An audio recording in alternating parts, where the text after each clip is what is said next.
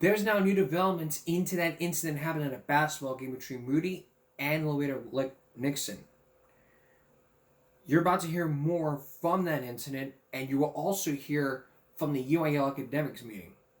They were the ones that set the punishments, and you will also meet the principal, who apologizes for that incident that happened. And you'll also hear more updates as this case goes before the different county. Here's Brendan Shaft. Hey, good evening, Rudy and Leslie, and the UIL State Executive Committee met today to decide what should happen to the Moody girls basketball players that were involved in this altercation. Well, according to McAllen ISD officials, no arrests were made at the game last month, but a Laredo Nixon player planned to press charges. Well, you can see the incident in this video, which shows a Moody player running across the court towards a Laredo Nixon player. Well, it led to a fight off the court between them, and two players were suspended from the team and will not be allowed to participate in extracurricular activities for the rest of the school year. Well, committee chair Mike Motherall says that a consequence of a 3-game suspension is inadequate given the situation. I say that because of the danger that was involved in that, and the vicious nature of what we saw and what the future holds with basketball games with those particular students involved. And this all happened in the aftermath of a physical play on the court as opposing players fought for a rebound. Well, the Moody player who was involved and a second one who left the bench to join the fight are being punished, and a third player was suspended from the Moody girls basketball team for also leaving the bench. And additionally, a 2-year prohibitionary period for the Moody girls basketball team and public reprimands were agreed to by the committee. Well, the team's coaching staff will also be required to receive training. And we'll have more reaction from today's UIL decision tonight on 3 News at 10. Rudy, Leslie. Which we are going to do right now, instead of cutting a break. Let's hear now what the UIL has to say about that incident.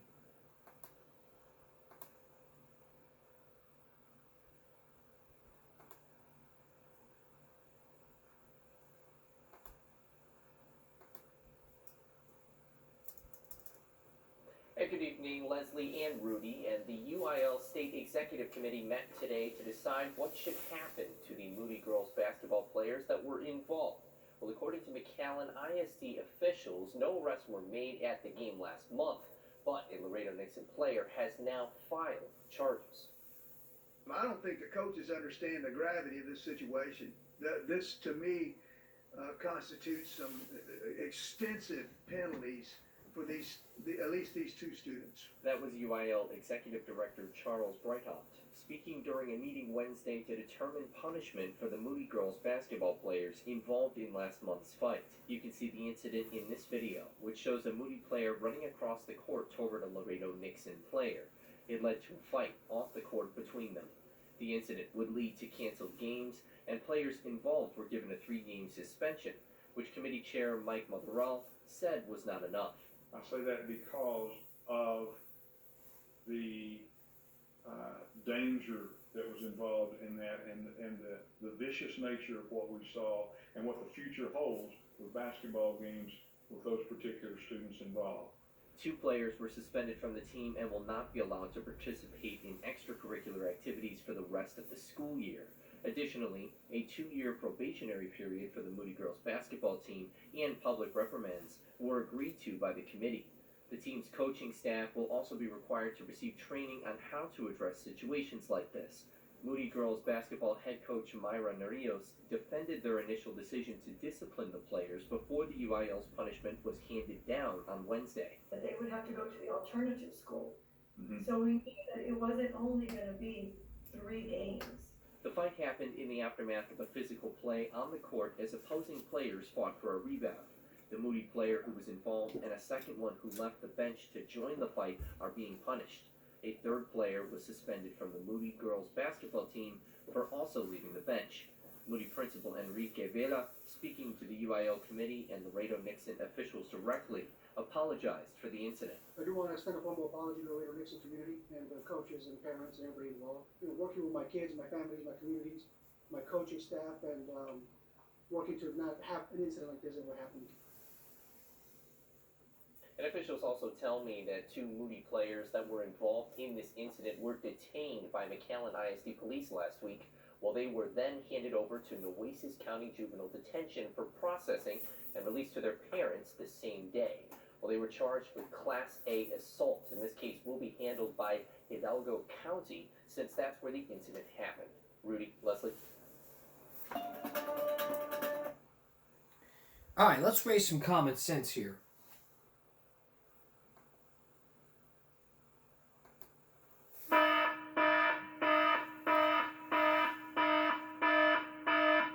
To keep it short, no fighting.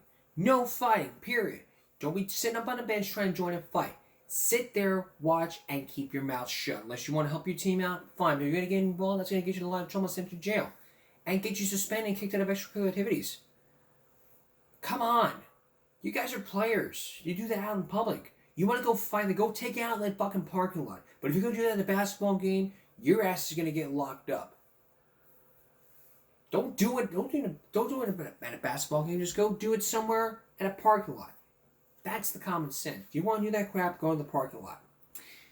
All right, we got to move on here. This man knows he's going to die, but groups of families say different. You're going to hear those families and the killer. John Larson with The Last Mile. Stay with us. Before we continue on here, I tried looking for that board meeting video to show you, but the video was private, so I couldn't find out the what had happened. But we showed you portions of the clips from that report. Last season, we told you about the death penalty. We talked about Antonio James. He was sentenced to death for a murder that he says he did not commit until a jury found him guilty and sentenced him to death. Over 30 states allow capital punishment. In Texas alone, which you're about to visit, this happened years ago, back in the 80s. This man committed a murder, and what happened next will leave a son to everybody. You're about to meet 3 groups of families: the victim's family, 2 of the victim's families, and the killer's family, as they try to sit there and say whether he should die or have it postponed. Remember, it was postponed lots of times. So what was really going on? And will it be the last mile for this killer? Before we press play here, I want to let you know that I saw it, and I've now gotten permission from the person that uploaded the video, Matt Talley. So, Matt Talley, if you're watching this, I want to say a special shout out to Matt Talley for letting me use this.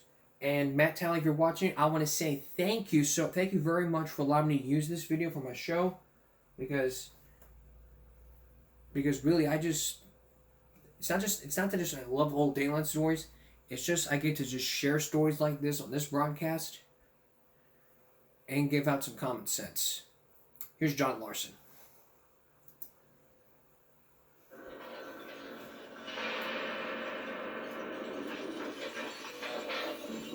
It's a day that's been 12 years in the making, a day that never seems to arrive. I'm anxious to get this over with.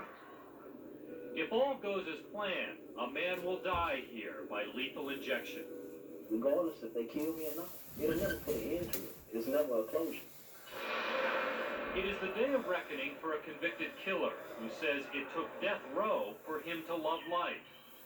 But this is also the story of 2 women at the mercy of an imperfect system whose lives were shattered in one murderous moment. One whose son was brutally killed can't wait to see the killer die. I wish it could be the electric chair, the gas chamber. This is the whole family. The other woman, the mother of the condemned, says if she had known the suffering her children would cause, she would have done it all differently. I wouldn't have had any at all if I could have foreseen the future.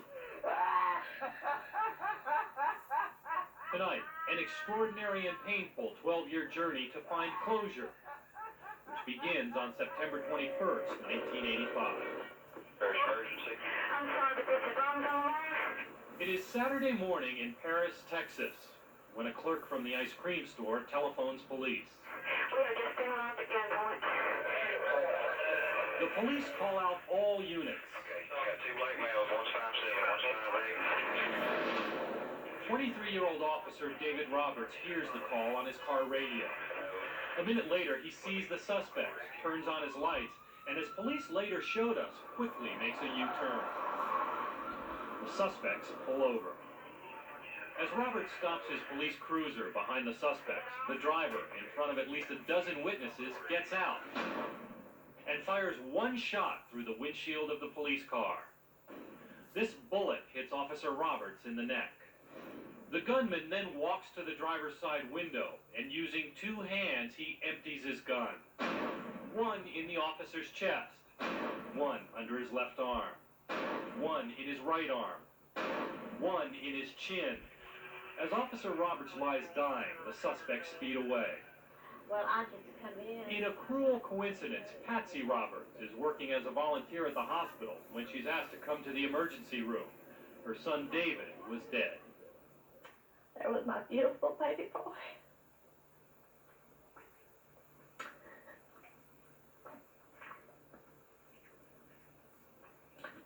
Laying there so pretty. He looked like he was at rest.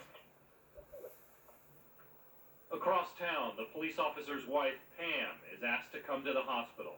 What goes through a heart or a mind at that point? Well, I was 4 months pregnant at the time. You know, you just kind of go into shock. News of the tragedy spread quickly throughout the policeman's family. David's older brother was also a police officer. I'll never forget these words, and my aunt, all that she said was, Danny, David is dead. 100 miles away in Oklahoma City, a mother by the name of Patricia Rogers went to bed the night before wondering where her son Patrick was. And he hadn't got home by 12 o'clock the next day. I was really getting worried. 36 hours later, her doorbell rang. It was a friend of the family with bad news. And I said, what if they do? What if they do? And he said, the first thing he said, Patrick killed the cop. I was just like, went out to the floor like, no, you gotta be kidding me. Back in Texas, after an 8-hour run for their lives, two men gave up without a fight. You come here this morning, broken, hurting. At the funeral for Officer Roberts, hundreds came to say goodbye. I heard it said that the whole town was there. Yep. That's not an exaggeration. No, the store shut down. People run the streets. One city leader said, in a town this small, losing a police officer is like the assassination of a president. Across town, the suspects were held here in the Paris jail as charges mounted against them. One was Patrick Rogers, whose parents came to see him hoping it wasn't true. And his father asked him, said, did you do this? And he dropped his head and said, yes. As she listened to her son through the glass window, Pat Rogers was stunned. But her next thought was for the victim, Officer Roberts, and his family. And my heart went out to the family, you know. The Roberts. Yes. She asked a lady at the police station to mail a sympathy card to the Roberts. She said, that's a very sweet thing to do. She said, and don't you blame yourself. And I felt so bad, you know. And I did cry. Because he had a baby on the way. And he never got a chance to see his baby. David Roberts Jr. would be born 5 months after the murder of his father. But even David Jr.'s birth couldn't ease Patsy Roberts' pain. She wept at her son's grave every day for a year. I would literally scream all the way home. I would just cry just as loud as I could cry. 6 months after his younger brother's death, Danny Roberts turned in his badge as a police officer. He's now a fireman, and time has not healed his wound. It's like somebody took my heart out of my chest, put it on the floor, and stomped on it, and put it back in that poor condition. From the moment Officer David Roberts was gunned down, the Roberts felt justice required that the murderer, Patrick Rogers, be executed. You hate Patrick Rogers. Yes, With every bone in your body, you hate Yes. him. yes. Can you understand how someone would hate what Patrick did and want him executed? Yeah, I can understand it. Had it been your boy that was killed like that? I don't think I would have wished nobody else to die, though. I really don't. There would be a trial in which Rogers' attorney tried to explain what had happened. Rogers was high on drugs, he said, very high, temporarily insane. But the jury didn't buy it. They found Patrick Rogers guilty of murder and sentenced him to death. That was in 1986. And in some ways, that's when this story begins. Because in 1997, the son of the slain policeman, who never knew his dad, turned 11 years old. While the man convicted of killing his father is kept alive on death row. But that soon could change. As one family prays for a miracle, the other hopes for emotional healing. And everyone involved begins a new year of pain and anger. You're about to see what life is like in the shadow of the death penalty. And the shadow will begin. When we come back, the killer tells his side of the story. Stay with us. As you've just heard, Patrick Rogers was on death row for 11 years, but he kept being postponed because of technical difficulties, whatever. But one of the groups of the family say they want him dead, while others say they want him postponed. A family feud case like you have never heard of before, but with just one thing in the way. Now you're about to hear the other side of the story from 33-year-old Patrick Rogers. Was he the person responsible for this murder, or did somebody else pull that trigger? Once again, John Larson. Death Row, Huntsville, Texas, March 1997.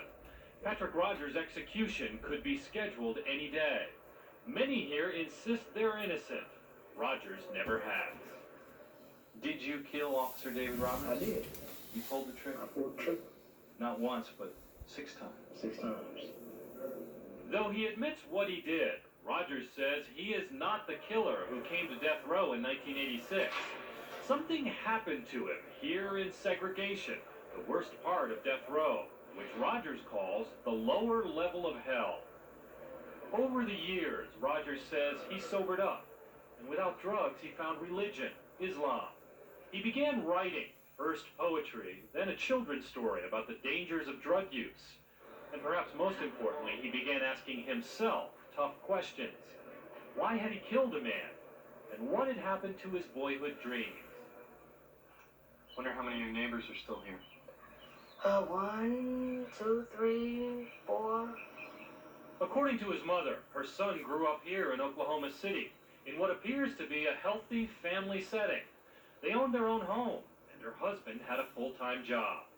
When you were 10 years old, what did life look like? The Huxtables. Patrick was the third of 6 children, and early on, his mother says, he was a typical fun-loving kid. This is Patrick and his first prom. What year did it come in? His mother says trouble began about the same time the projects were built next to their neighborhood. Gangs moved in. But gangs were not the primary problem here. People would later say there was no real structure or leadership in the family. No real values appear to have been established. And neither parent seemed much involved with any of their children. And to make matters worse, according to family and friends, Patrick's father, Gene Rogers Sr., who refused to acknowledge Dateline's telephone calls, used to beat his wife and kids. He broke Pat Rogers' nose. He broke one daughter's arm. And to discipline Patrick, he used to hold his son's head underwater.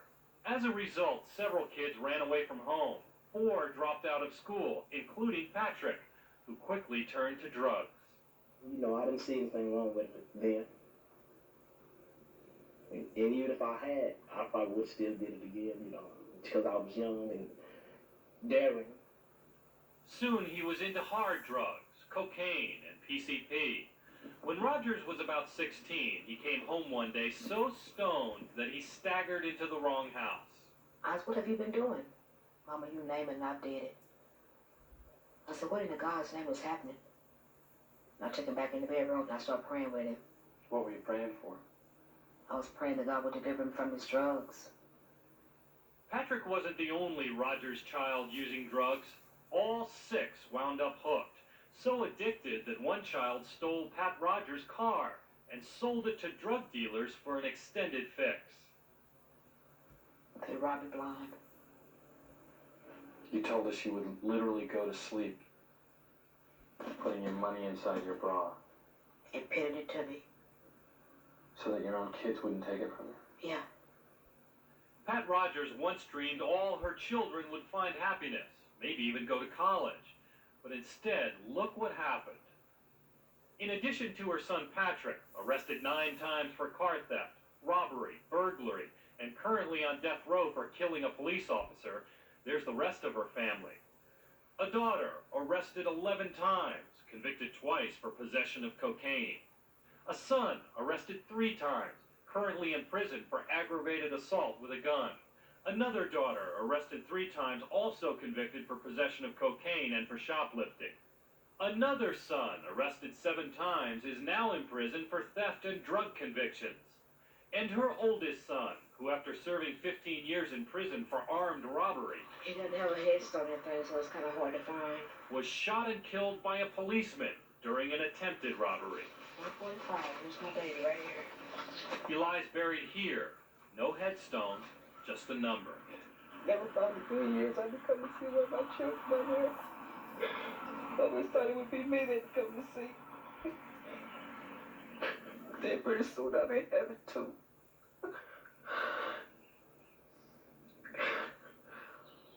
Patrick says there were many reasons his family was falling apart, and drugs was perhaps the most destructive. The more you do drugs, it kind of chips away at the base of what your principles were founded on. Doesn't happen overnight. It doesn't happen overnight. No. And you can feel yourself sinking. Sinking into a life of drugs and crime. Rogers says he cannot explain the shooting. He only knows that to get to that point took him years. Years of slowly dying inside. So much so that at the moment he pulled the trigger, he felt absolutely nothing. I'd actually lost some type of respect for human life. And when you feel like your life means nothing, then the other people around you, you feel like their life may mean just as little as yours. It's a long way of saying that at the time of the killing, it just didn't matter. It's like, so what if I kill him? So what if I die? I was already dead. Dateline was able to locate 4 of the jurors, and they told us the biggest reason they voted to sentence Rogers to death was due to a bad feeling they got from him in the courtroom. Well, I didn't really see any remorse. He didn't seem to be bothered by the fact that he took away a man's life. It's like he just did not have any kind of a conscience whatsoever. Was I supposed to come into the courtroom insane, crying? There would have been plenty of reason. I think people would have understood It wouldn't have changed nothing. Yeah, but I mean, why not try? You got one shot, right? I mean, you got to convince this jury to somehow let you live. It took me years to really come to terms as to what exactly happened and what took place. I understood that someone's life had been took when I was in jail, but at the time it didn't mean nothing. Maybe at that moment, given what you've just said, the jury did the right thing. They not only found you guilty, which you were, But they said, execute him. He's as empty and as cold as they come. That was then. This is now.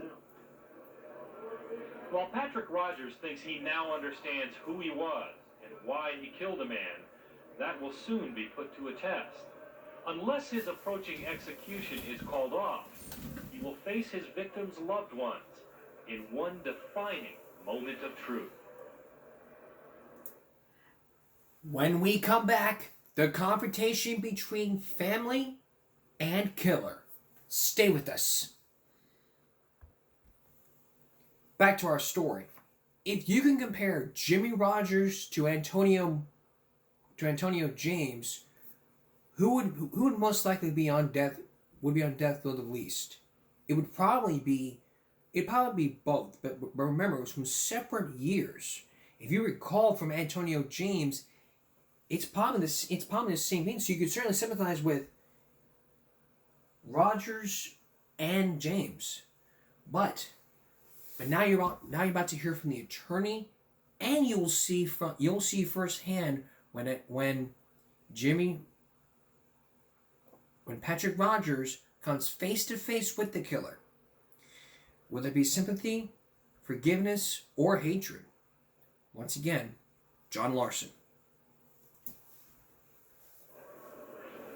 April 16th, an execution date is set. If it proceeds as scheduled, Patrick Rogers has 48 days to live. Rogers' lawyers have, over the years, managed to postpone his execution 3 times, but now there is little left to appeal. For the robbers, the endless delays have only prolonged their suffering and left them unable to close the most painful chapter of their lives.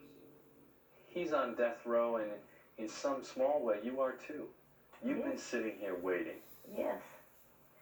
And after I get these telephone calls that he's got another appeal, that just does something to you.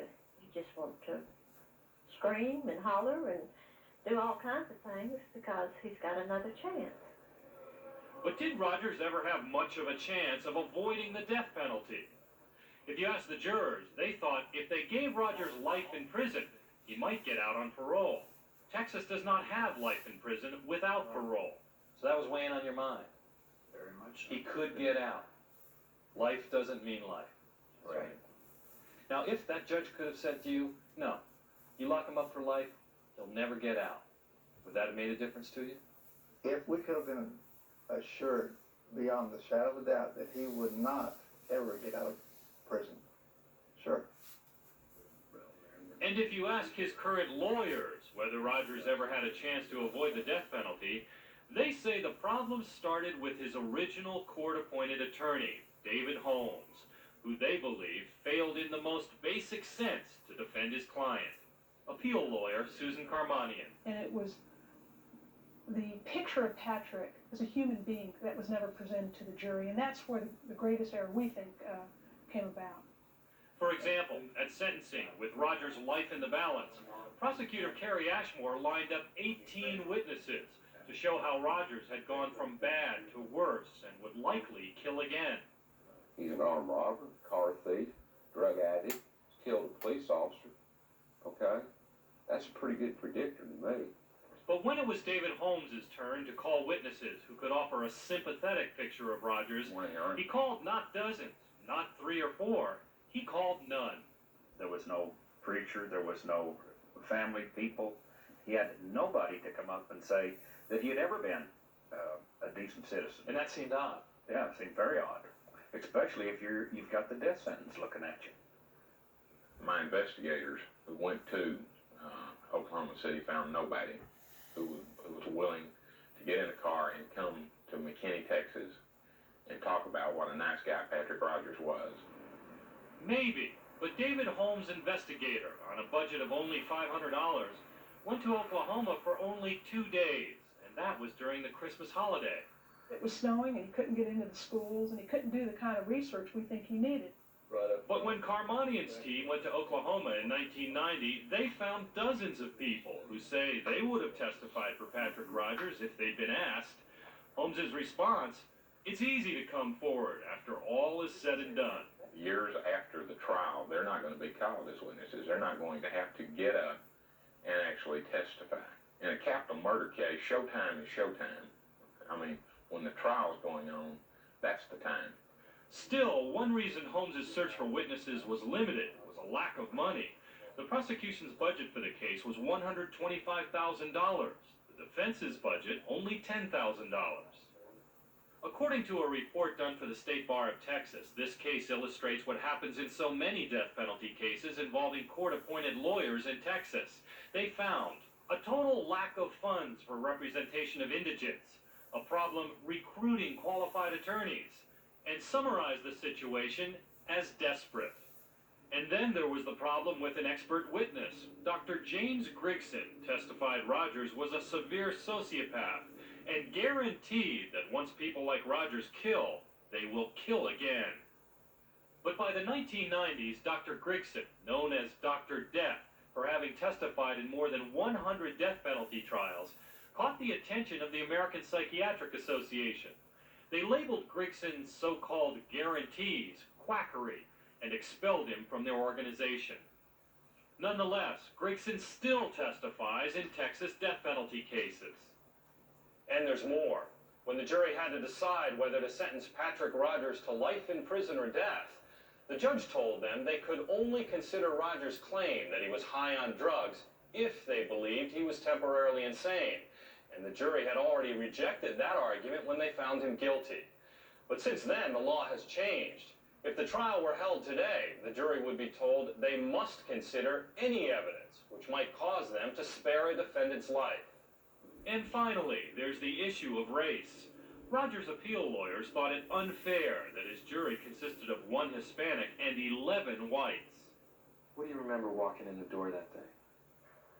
Just a bunch of white people was ready to kill a black man. Patrick Rogers also believes racism played a role, and not only in his trial. Racism, he says, helps destroy black families, and too often, young men like himself. In America, everything's about race. Everything. Everything. The fact that you pulled the trigger on a white policeman, was that about race? But in truth, Rogers' sentence may have less to do with the color of his skin than his victim's uniform. Since 1977, anyone in Texas, black, white, or Hispanic, convicted of killing a policeman was given the death penalty. Nonetheless, Rogers' appeal lawyers took his case to court after court after court, to 5 courts and before 18 judges, but not one was persuaded to give him a new trial. The prosecutor's take on it, second-guessing David Holmes is like playing Monday morning quarterback. When the defendant again gets on the stand and says, yes, I steal cars, yes, I've robbed people, yes, I've done this, yes, I've used drugs, I buy drugs every day, yes, probation doesn't mean anything to me, no, I have never learned my lesson, that lawyer, no matter how capable, no matter how well financed, can't change those facts. And forgotten in the 11 years the case has been on appeal is the victim's family, the Roberts, who have learned that the death penalty can take its own victims. Endless appeals postpone the natural grieving process.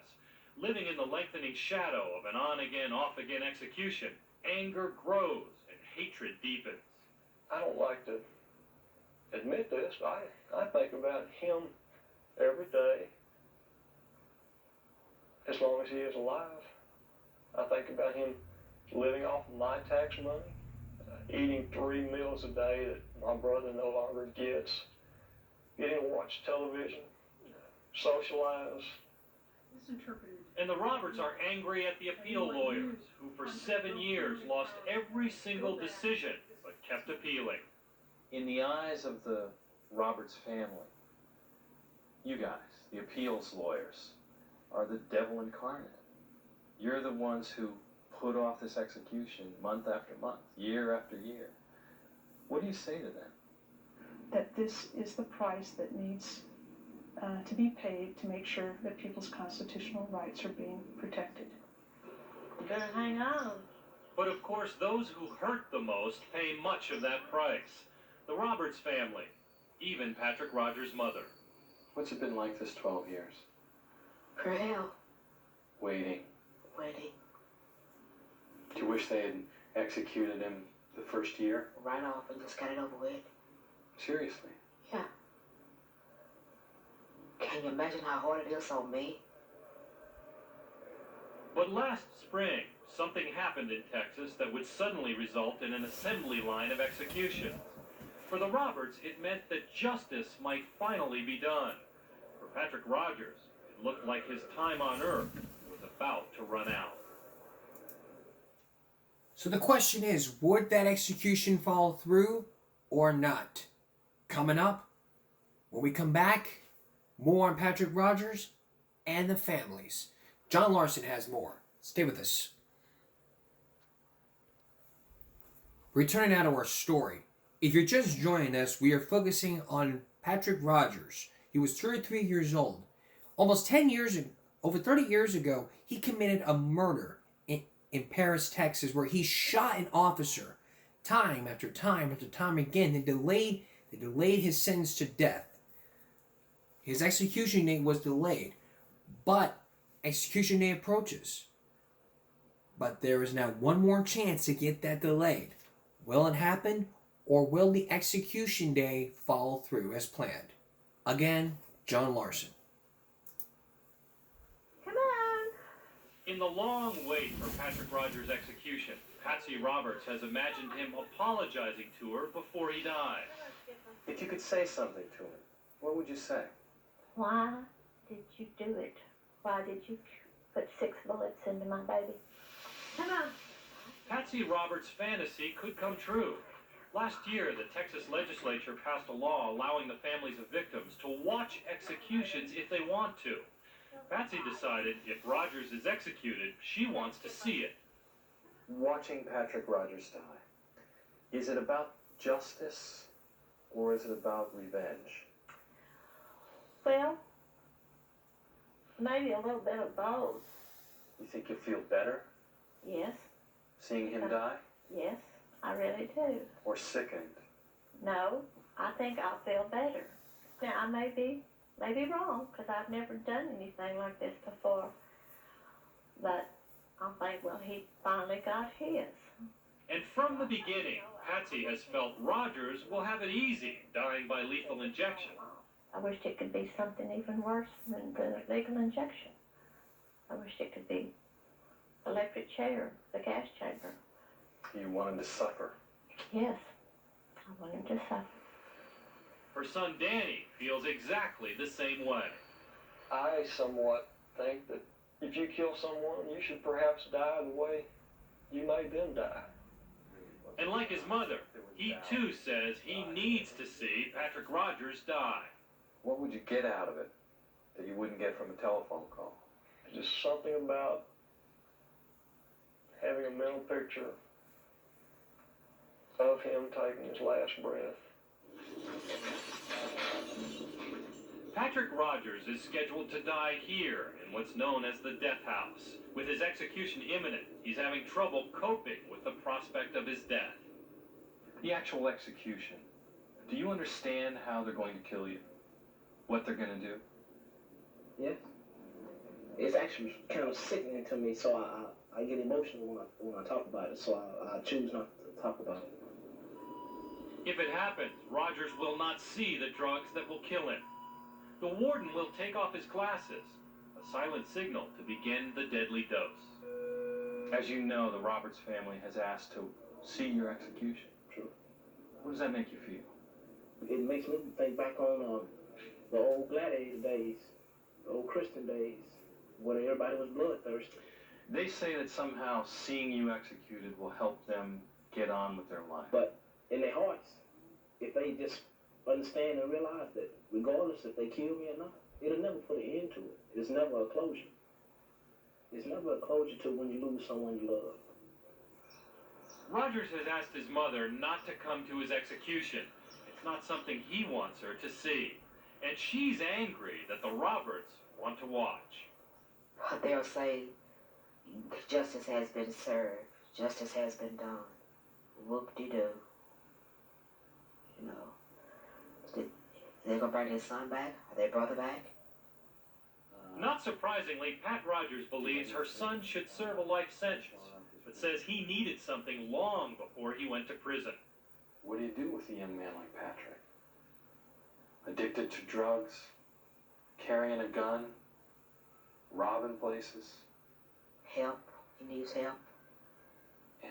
People watching will say what he needed was you. What he needed was your husband. What he needed was a home where the rules were clear and the guidance was strong. I'll tell you. He always had me. He always had me. Now, his father is a totally different story.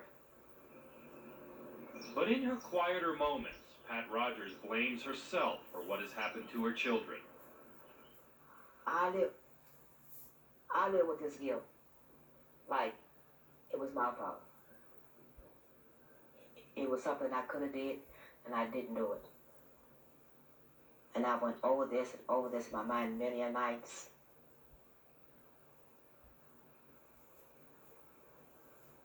And I try to pinpoint something.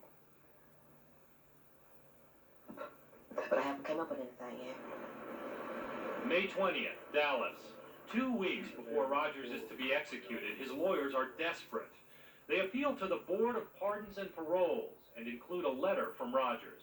Quote, I am no longer confused, miseducated, and full of self-hatred. The lack of respect I showed then, the courts show now. May 23rd, Paris, Texas. Carrie Ashmore fires off a response with letters from David Roberts' friends and family. I beg, I plead that you carry out the death sentence, writes Patsy. And from David Roberts Jr., my grandma cries all the time because she misses my daddy, and I'm sad too. Please let justice be served. What I'm going to do right here is give you all some information. That same day, Dan Guerra from Texas Victim Services prepares the Roberts for what they might see and warns them about a recent grisly execution. He never closed his eyes. He never fell asleep. So what the family saw was him gasping for air and making some loud noises that surprised them because the speaker is right above you. But Patsy Roberts is not intimidated. I'm just wondering what his last statement would be. Because during the trial, he didn't have any remorse. You will have the opportunity to look them in the eye. Do you think you will? Yeah. You think you'll look at that? Yeah, I know I will. But the question is, what, if anything, will he say? Have you ever apologized to him? In my mind, a million times. What I would say if I had the opportunity to have him sitting in front of me, I already know what I would say. Next, what will Rogers' last statement be? And if so, what would it be? John Larson with the conclusion to our story. Stay with us. And now, the conclusion to our story. Patrick Rogers will be executed on June 2nd. June 2nd. That's the day that Rogers will be executed. And now the question comes, what will his final statement be? And what will he say to the families that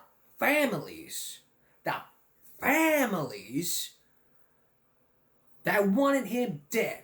Remember, it was a family feud unlike no other. In one corner, you had the one family that wanted Rogers dead, and on the other side, you have the family that says, I don't want him to die. He's my son. It all comes down to June 2nd. What will the attorneys do? And what, if anything, should happen? Here, with the conclusion to our story, John Larson. I'm anxious to get this over with. June 2nd, 9 a.m. Well, let's go to the hospital. Unless a stay is granted, the execution is at 6 o'clock tonight. The trip to the prison will take 4 hours. For much of the drive, the Roberts ride in silence, wondering if the execution will really happen. 2 p.m., Oklahoma City. Pat Rogers is home, trying to keep busy, knowing the execution is just 4 hours away. He's still praying for a miracle. He is informing I still have time. But a miracle is unlikely. In March, Texas began executing inmates at an unprecedented pace after a new Texas law went into effect limiting the number of times a death row inmate can appeal his own death sentence. Still, Rogers' attorneys haven't given up. We faxed a letter to the governor's office yesterday requesting a 30-day reprieve. I have not heard anything yet. Realistically, do you expect to? No. We went back to visit Rogers 5 days before his scheduled execution for what we thought might be the last time we would see him. It's getting close. You holding out some hope? I always have hope, just like I always have faith. And clemency in cases like yours doesn't happen. Clemency in Texas doesn't happen, period. While he has yet to apologize to the Roberts, Rogers told us he hoped he would see David Roberts, the man he murdered, in heaven, so he could say something to him. Will it be kindness? Definitely. Will it be asking for some forgiveness? For understanding. Will you say I'm sorry?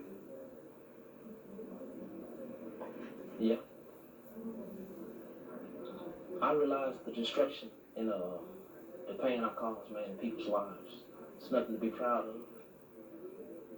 We had visited Patrick Rogers 6 times, more than any family member or friend. When it came time for us to leave, Patrick Rogers began to cry. I ain't too proud to cry. I'm not. I just tell y'all to keep y'all head up too, man. Keep your heads up and do what you gotta do. To us, he was remorseful, even repentant. But what would he say to the Roberts?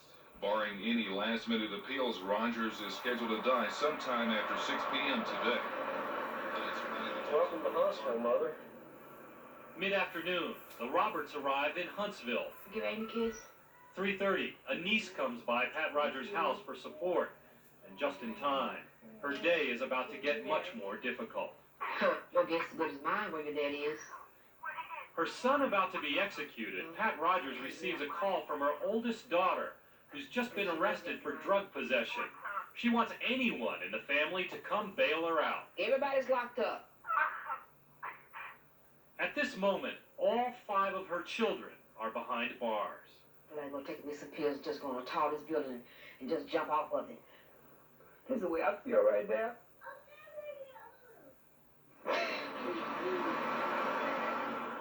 3:45, back in Huntsville, as the Roberts prepare to go to the prison. Patsy fears the lawyers might somehow postpone the execution. That would break your heart. Just have a room ready at the nearest hospital. That's where I'll be. 4 o'clock, 2 hours before he is scheduled to die, Patrick Rogers calls his mother. Hey, what's going on, Strange? Hi. How you doing, baby? Not bad, how about you? I'm alright. Mother and son are allowed to speak for quite a while. Back in Huntsville, 5 days, Robert. Victim Services greets the Roberts as they arrive at the prison. Take your place, Patrick. I'll take your place. I would, Patrick, I would. You have so much to offer. I'm Elaine Smith. Nice to meet you. In what may be his last conversation with his mother, Rogers tries to comfort her, thanking her for what she did right. I told you how to cook. I did. I did.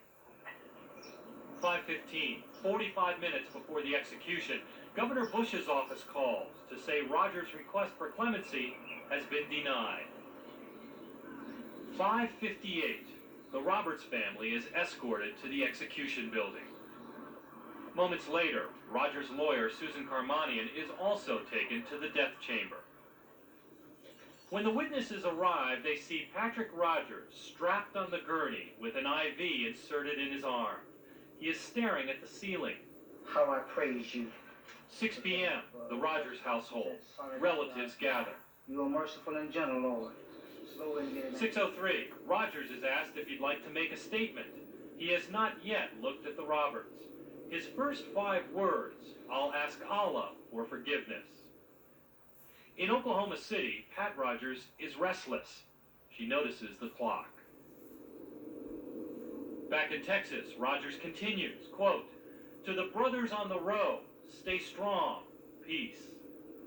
Patsy Roberts fears that if Rogers apologizes to her, she won't be able to watch him die. 6 feet away, he continues to stare at the ceiling and makes a statement that seems directed at the Roberts. Quote, "This is what they want to see. This is what they'll get. I bow to no man." 6:10 in Oklahoma, Pat Rogers can no longer bear it. As she cries, her son expresses his love for his mother and family and says to them, "Don't let these people break you with this madness." Patrick Rogers never apologizes to the Roberts. His last words were, "I'm finished." At which point, the man who brutally shot 23-year-old police officer David Roberts 6 times faces his own death. The drugs flow through the tubes. A few seconds pass. Rogers says, "Kinda bad, isn't it?" and gasps once. The prison doctor will wait 5 minutes before officially declaring Rogers dead. But 300 miles away, Pat Rogers, at that exact instant, senses what is happening. He's already dead. He's already dead. He's already dead. He's already dead.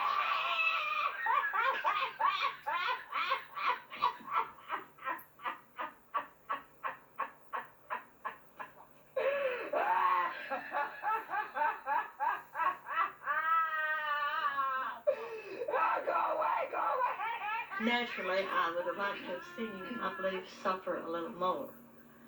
And he did, because he just went to sleep.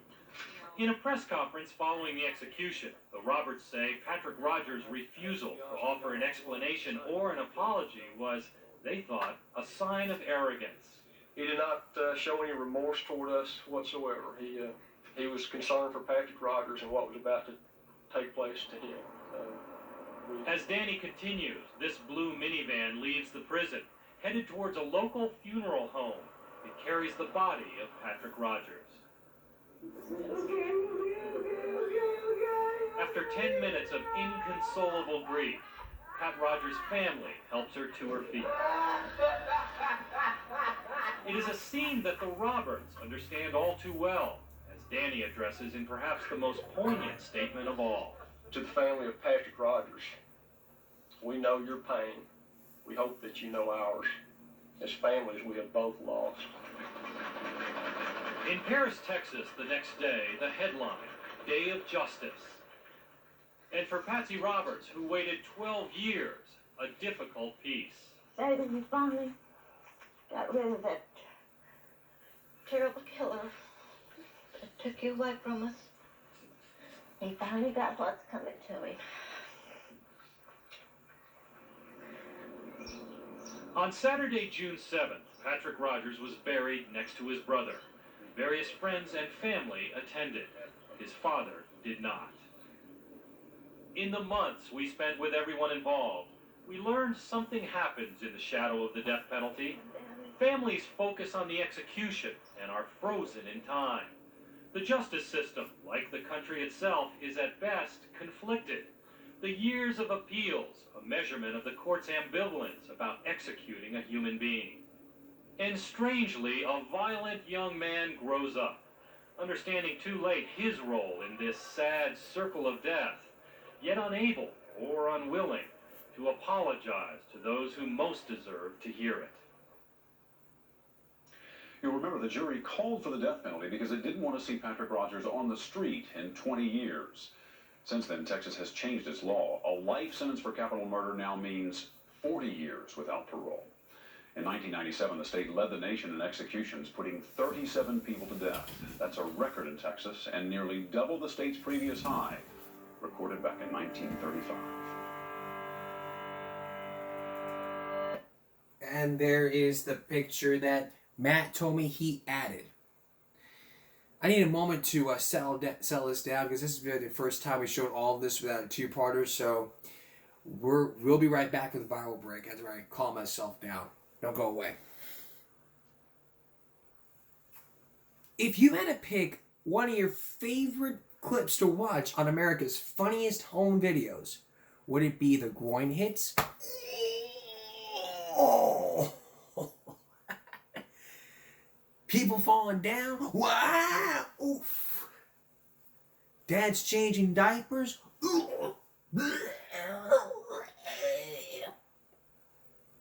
Talking cats? Talking animals? If you had to pick talking animals, then tonight's Bible break is going to be all about this.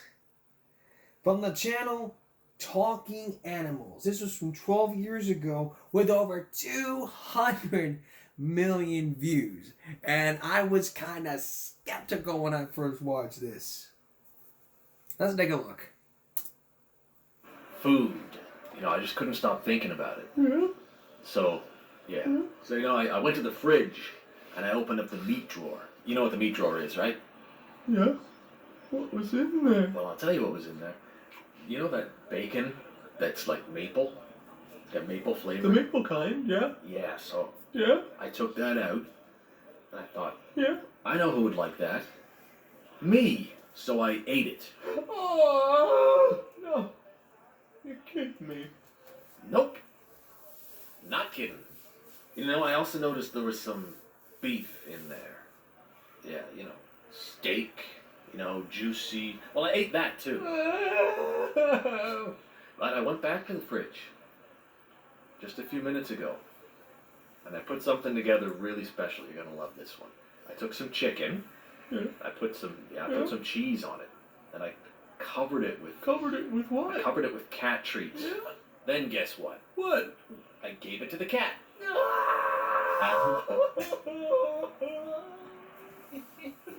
That was that was amazing. Wow. And there's more about these talking animals on the Talking Animals YouTube channel. We would show more, but we have time for one more prank. I mean, there's all these, one more viral break for you, and this time it's all about the practical jokes. I mean, we don't have time for that. We're gonna have that for you on a different date about all these practical jokes that happen. And really though, I mean, this channel, over 2 million views, I mean, it's just really amazing to watch. Well, that's all for this edition of Give Me a Break Wednesday going to Thursday. A special, I really want to give a special thanks. And before we leave here, I want to really give a special thanks to Matt Talley, the person who uploaded this video. I want to thank Matt Talley again for allowing me to use this for tonight's show and give him a special shout out. And if you're watching this, this episode is going to be posted right now. And once it's uploaded, I'm going to send you a link so that way you can watch it. And I mean, you can watch the whole story. And also coming up tomorrow on Friday, I'm going to give you my thoughts about it. And maybe on the New Year's special, I might have Matt come in and because he may have produced this. I mean,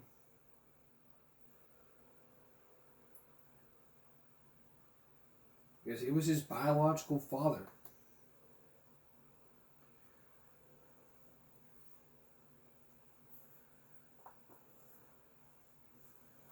Or we may visit Paris, Texas, probably one of the two, but that probably won't happen. So that's all for this edition of Give Me a Break Wednesday going to Thursday. Again, we'll see you again for Give Me a Break Friday. And I want to give a special thanks, a very special thanks to Matt Talley for allowing me to use this video, and a special shout out to him for allowing me to use it. For all of us here at YouTube, stop bullying, speak up, concentration, not strain. It's your body, your choice. Have a good night.